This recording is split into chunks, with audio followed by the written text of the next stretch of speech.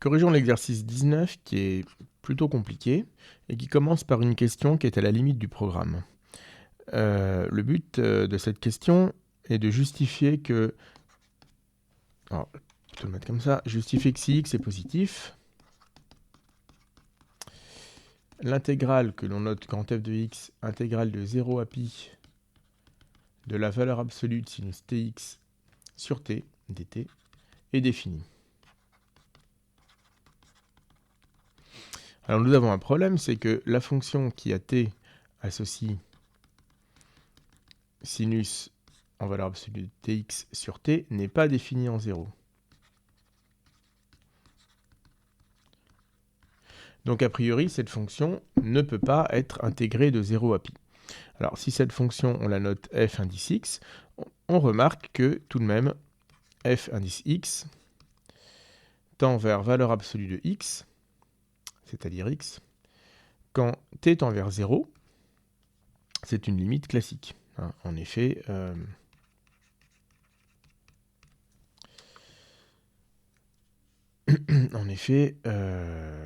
si x est petit, entre guillemets, et strictement positif,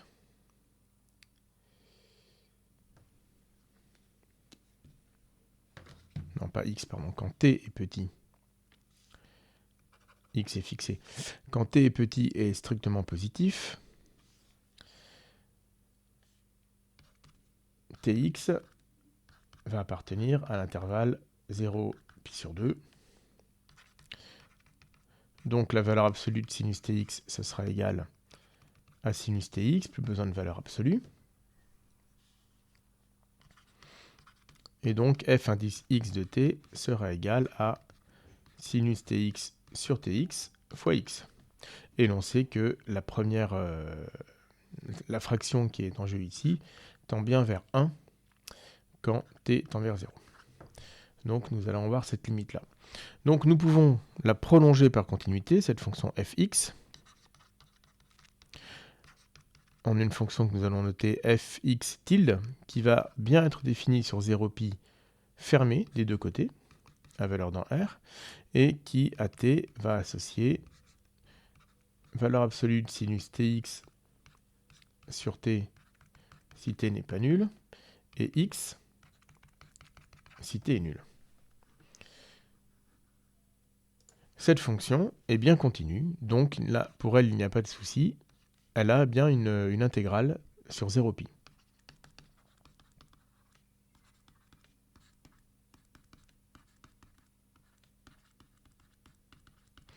Et c'est elle, plus précisément, que nous allons noter grand f de x. Donc il y a un petit abus de notation. Cette intégrale est encore notée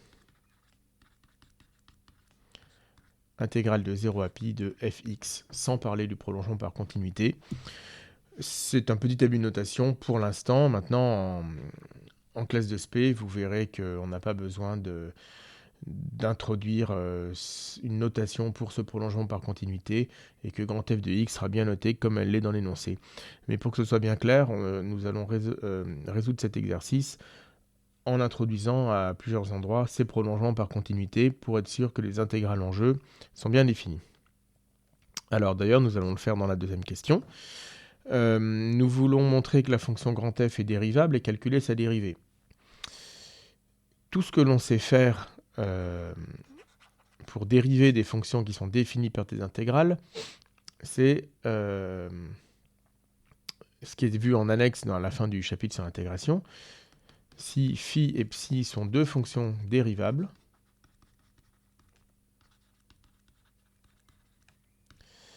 et f est continu,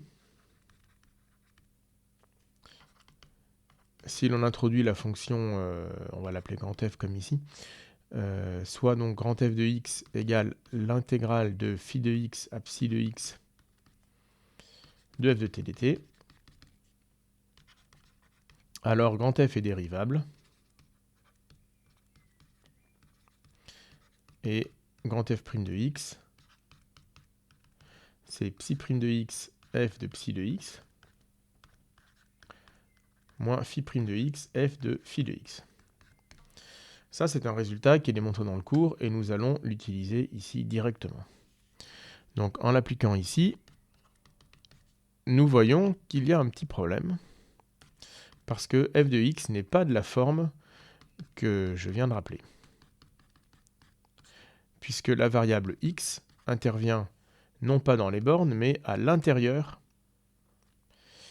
de l'intégrande. Et dans ce cas-là, nous ne savons pas dériver. Donc la méthode, quand c'est possible, c'est toujours grâce à un changement de variable ou éventuellement une propriété calculatoire de la fonction qui est dans l'intégrale, c'est de faire sortir x de l'intégrale et la mettre dans les bornes. Donc ici, de manière assez classique, la méthode, c'est de poser le changement de variable u égale tx. Donc tu égale x dt. Alors attention ici, surtout ne pas s'en mêler les pinceaux. La variable d'intégration, c'est t. Donc le changement de variable se fait en considérant que t est une variable, mais que x est une constante. Donc nous obtenons l'intégrale de 0 à pi x de valeur absolue de sinus u divisé par u sur x fois du sur x, c'est-à-dire l'intégrale de 0 à pi x de valeur absolue de sinus u sur u du. Maintenant, ça va beaucoup mieux. Nous voyons dans les bornes que les deux bornes dépendent de x, et à l'intérieur de l'intégrale, ça ne dépend pas de x. Les deux bornes sont des fonctions en x qui sont facilement dérivables, évidemment. Par contre, la fonction à l'intérieur de l'intégrale n'est toujours pas définie en 0. Et donc, là encore, si l'on veut être un peu plus rigoureux, on va dire, pour un élève de sup, on va l'écrire de cette forme-là, en introduisant f tilde, qui va être le prolongement par continuité de la fonction sinus u sur u. On peut la définir sur R+, et à u, elle va associer valeur absolue de sinus u sur u si u n'est pas nul, et toujours 1 si u est nul. Donc dans ces conditions, grand F est dérivable, et pour tout x appartenant à R+, grand F' de x, ce sera la dérivée de la borne du haut, donc pi, fois f tilde évalué en la borne du haut, c'est-à-dire πx, moins la dérivée de la borne du bas, qui est nulle, donc il n'y a rien d'autre ici à donner comme valeur. Donc c'est pi fois valeur absolue de sinus πx divisé par πx, si x n'est pas nul, et pi si x est nul. Ce que l'on peut simplifier un petit peu. Donc nous obtenons comme dérivée valeur absolue de sinus πx sur x si x n'est pas nul, et pi si x est nul. Et nous pouvons remarquer que si x tend vers 0, f' de x tend vers pi, ce qui signifie que notre fonction grand F' est continue en 0, donc la fonction grand F est de classe C1. Bon, ici ce n'était pas demandé, on ne demandait que la dérivabilité de grand F. Très bien, donc maintenant nous allons attaquer des questions un peu plus délicates, un peu plus calculatoires aussi. Nous voulons donner un équivalent de la fonction grand F. Donc pour ça, la première étape, c'est de réussir à se débarrasser des valeurs absolues. Et nous allons donc couper l'intervalle d'intégration en plusieurs petits intervalles sur lesquels la fonction sinus de πx va être de signe constant. Et ainsi, nous pourrons nous débarrasser de la valeur absolue. Donc pour ça, nous allons garder la dernière expression de grand F que nous avons calculée. C'est-à-dire que nous allons continuer avec grand F de x égale intégrale de 0 à πx de valeur absolue de sinus t sur t dt. D'accord ? Donc sur quel intervalle est-ce que la fonction sinus a un signe constant ? Sur tous les intervalles de la forme kpi, k plus 1pi, quand k est un entier. Donc x étant positif, là, on voit que notre intervalle d'intégration, c'est 0 pi x. Et nous allons couper cet intervalle avec des intervalles de longueur pi. Donc ici, nous allons avoir pi, 2pi, etc., etc. Et le dernier réel de la forme 1 entier fois pi qui se trouve avant pi x, c'est évidemment pi fois partie entière de x. Donc nous avons une succession d'intervalles de longueur pi, plus un reliquat à la fin, un petit intervalle qui va être de longueur même strictement plus petite que pi. Ou éventuellement de longueur nulle si x est lui-même un entier. Et en appliquant la relation de Schall sur ce découpage, nous allons réussir à répondre à la question 3a, puisqu'ici il s'agit pour l'instant de la question 3 petit a. Donc avec la relation de Schall,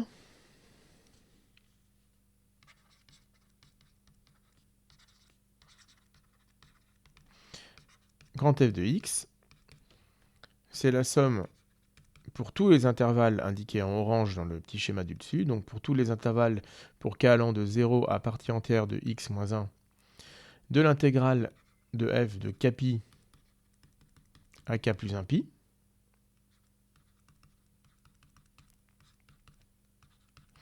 plus le dernier petit bout sur l'intervalle en rose, l'intégrale de... autant pour moi, partie entière de x fois pi jusqu'à pi x, de toujours sinus t sur t dt. Et sur chacun des intervalles de la forme kpi, k plus 1pi, la fonction sinus est de signe constant, donc sa valeur absolue est égale à plus ou moins sinus t.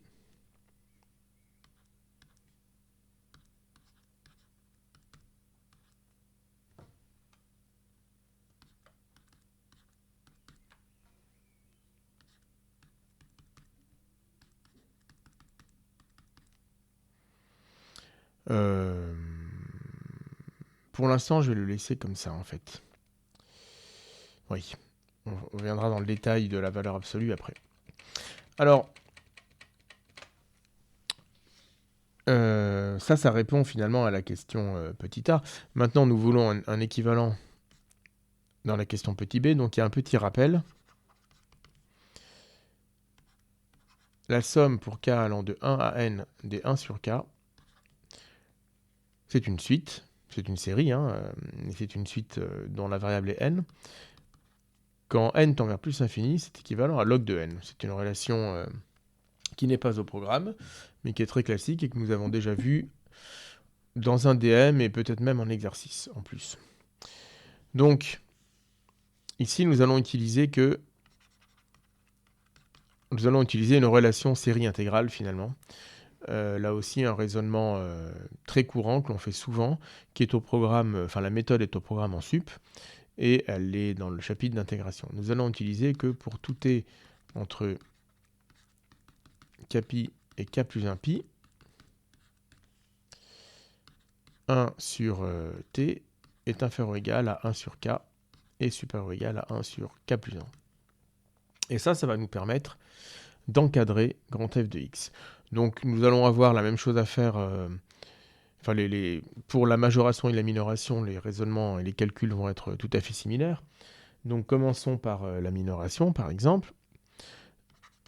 Donc f de x va être supérieur ou égal à la somme pour k allant de 0 à la partie entière de x moins 1, de l'intégrale de kpi à k plus 1pi, de valeur absolue de sinus t sur k plus 1pi.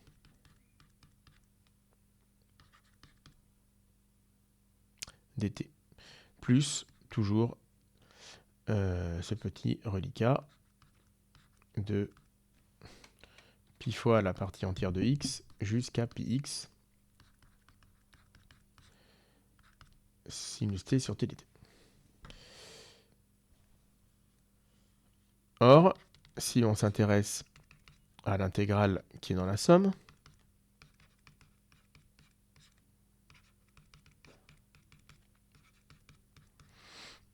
elle est égale donc à 1 sur k plus 1 pi fois l'intégrale de k pi à k plus 1 pi de valeur absolue de sinus t dt. Mais la fonction valeur absolue de sinus est pi périodique. Sinus est 2 pi périodique, mais sinus de t plus pi est égal à moins sinus t, donc en valeur absolue, nous avons la même chose. Donc la fonction valeur absolue de sinus est pi périodique. Ce qui fait qu'ici, nous pouvons nous ramener à l'intégrale de 0 à pi, puisque propriété élémentaire sur les fonctions périodiques, à chaque fois que l'on intègre une fonction de période t sur n'importe quel intervalle de longueur t, nous avons toujours le même résultat. Donc là, nous pouvons nous ramener à l'intégrale de 0 à pi. Et sur 0 pi, la fonction sinus étant positive, nous pouvons enfin nous débarrasser des valeurs absolues. Donc ici, c'est parce que la fonction sinus en valeur absolue est pi périodique, et aussi parce que sinus est positive sur 0 pi. L'intégrale de sinus de 0 à pi est égale à 2. Donc tout ça, c'est 2 sur k plus 1 pi. Donc si l'on revient à la majoration précédente, nous obtenons que f de x est supérieur ou égal à 2 sur pi fois la somme pour k allant de 0 à n. Pardon, c'est pas n, c'est valeur absolue de x moins 1. Partie entière, pardon, de x moins 1. d1 sur k plus 1, il n'y a pas de pi, décidément. Plus donc l'intégrale qui traîne derrière de pi partie entière de x jusqu'à pi x de valeur absolue de sinus t dt. Maintenant, la première somme, enfin cette somme-là, nous en connaissons un équivalent. Il est rappelé dans l'énoncé, qui est à faire un changement de variable. Tout ça, c'est l'intégrale pour k allant de 1 à partie entière de x de 1 sur k. Et donc, c'est équivalent quand x tend vers plus l'infini à log de partie entière de x. Il y a une petite subtilité sur laquelle je ne vais pas m'attarder, mais c'est vrai que dans le rappel, on parle d'une suite. Donc c'est un équivalent quand n tend vers plus l'infini. Et là, on l'utilise avec une fonction. Mais c'est x, le réel qui tend vers plus l'infini, mais en passant par sa partie entière, on est ramené à des entiers. On voit qu'il y a un petit piège, mais on peut montrer que notre équivalent sur des suites peut être converti comme ça en équivalent sur des fonctions. Et nous pouvons même dire que ça, c'est équivalent à log de x sans partie entière, car log de la partie entière de x est compris entre log de x moins 1 et log de x. Et nous savons, ça aussi c'est un résultat à connaître par cœur, très classique que nous avons démontré en cours. Log de x moins 1 est équivalent à log de x. Donc toute la première partie de grand f de x, on en a un équivalent, c'est 2 sur pi fois log de x. Mais il faut s'occuper encore du petit bout d'intégrale qui reste derrière.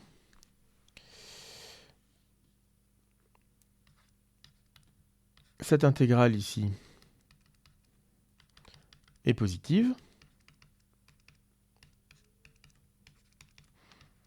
Et comme sinus est majoré par 1, elle est plus petite que l'intégrale de pi partie entière de x à pi x de 1 sur t dt. Et cette dernière intégrale, nous pouvons la calculer.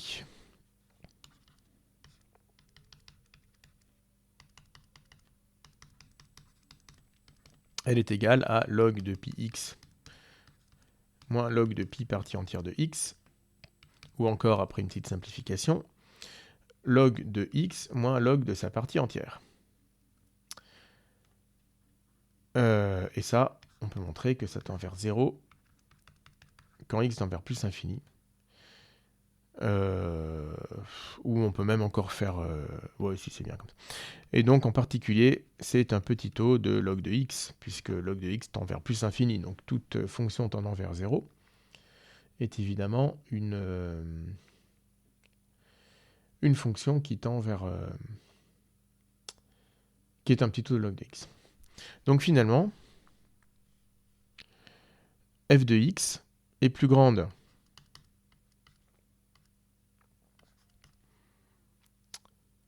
que toute une somme, bon, que je ne réécris pas, plus une intégrale, avec ici cette somme qui est équivalente à 2 sur pi log de x, et cette intégrale qui est un petit taux de log de x.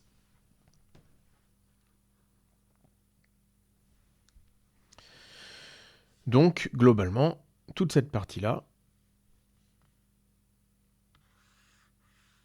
est équivalente à 2 sur pi log de x. Donc nous avons minoré la fonction grand F par une fonction équivalente à 2 sur pi log de x. Alors je ne fais pas le détail, mais on montre exactement de la même manière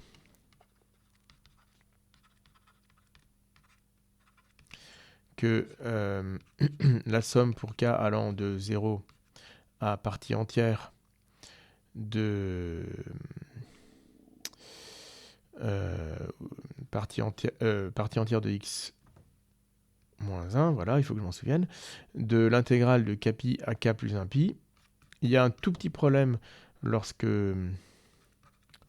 k égale 0, puisque là, 1 sur t, on ne va pas pouvoir le minorer par 1 sur kpi. Donc on va être obligé de sortir le terme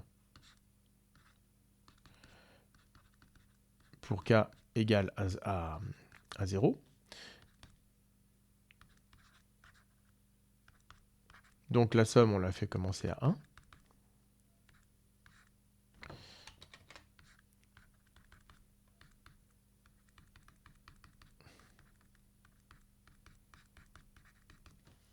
Et maintenant, nous pouvons minorer ça par notre première intégrale de 0 à pi, plus la somme pour k allant de 1 à partie entière de x moins 1 de 1 sur kpi, fois l'intégrale de kpi à k plus 1 pi de valeur absolue de sinus t dt. Et donc, nous allons montrer exactement comme tout à l'heure que toute cette partie-là, là ce sera le même calcul que précédemment, est équivalente à 2 sur pi log de x. Et évidemment, ceci, c'est une constante, donc c'est un petit taux de log de x, puisque log de x tend vers plus infini. Donc nous avons montré exactement comme dans la partie précédente, je ne vais plus avoir trop de place, mais que tout ceci est équivalent à 2 sur pi log de x. Voilà, j'ai trouvé un petit peu de place. Donc finalement, grand F est encadré par deux fonctions, toutes les deux équivalentes à 2 sur pi log de x. Alors, qu'est-ce que j'ai fait? J'ai oublié... Non, c'est bon, j'ai rien dit. Finalement, grand F de x, j'ai rien oublié, ou grand F plutôt, est encadré par deux fonctions équivalentes à 2 sur pi log de x quand x tend vers plus infini. Donc, grand F de x est bien équivalente par encadrement à 2 sur pi log de x quand x tend vers plus infini. Voilà, c'est ce que nous voulions montrer. Vous avez vu que ce n'est pas un exercice évident parce qu'il y a un peu de technique avec la relation de Chasles et puis des majorations, minorations qui ne sont pas forcément évidentes. On utilise que la somme des 1 sur k est équivalente à log de n, ce qui est classique, mais ce qui n'est pas non plus quelque chose de très facile, et qui n'est pas un résultat au programme en sup. Et il y a en plus une petite subtilité avec les logs de partie entière de x et log de x, donc ce passage d'une équivalence de suite à une équivalence de fonction. Mais nous avons quand même réussi à montrer ce résultat.